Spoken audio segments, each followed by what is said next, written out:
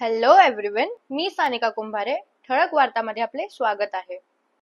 Social media वापरणाऱ्या तुमच्यासाठी एक खूप आनंदाची बातमी आहे. सर्वोच्च न्यायालयाचा एक ऐतिहासिक निर्णय, ज्याच्यामुळे सोशल मीडियावरती पोस्ट केल्यावरती तुमच्यावरती कारवाई केली जाणार नाहीये. ऐतिहासिक निर्णय काय आहे, चला तर पाहूयात.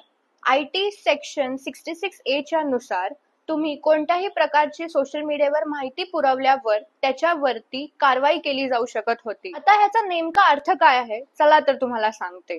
सोशल मीडिया म्हणजेच व्हॉट्सअप, इंस्टाग्राम, फेसबुक वरती तुम्ही कुठल्याही प्रकारची माहिती शेअर करू शकता किंवा तुम्हाला तुमचे मत तिथे तुम्ही मांडू शकता आणि त्यावरून तुम्हाला कुठल्याही प्रकारे पोलीस तुमच्यावर कारवाई किंवा तुम्हाला अटक करू शकणार नाही.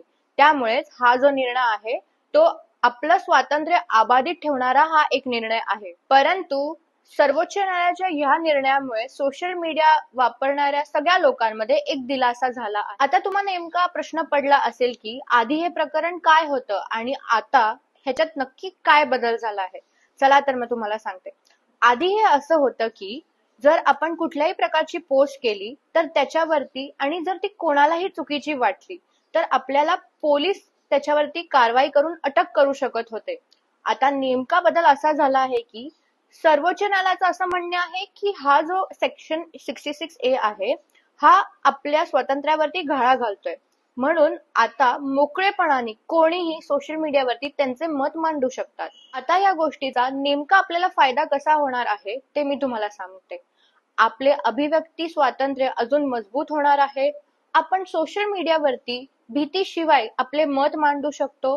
आपला तिसरा आणि सगळ्यात महत्वाचा फायदा असा आहे की सोशल मीडियावरती स्टोरी पोस्ट करणं हा गुन्हा नाही आहे हे स्पष्ट झालं आहे आणि त्यामुळे सगळ्यांमध्येच एक आनंदाची बातमी अशी पसरली आहे.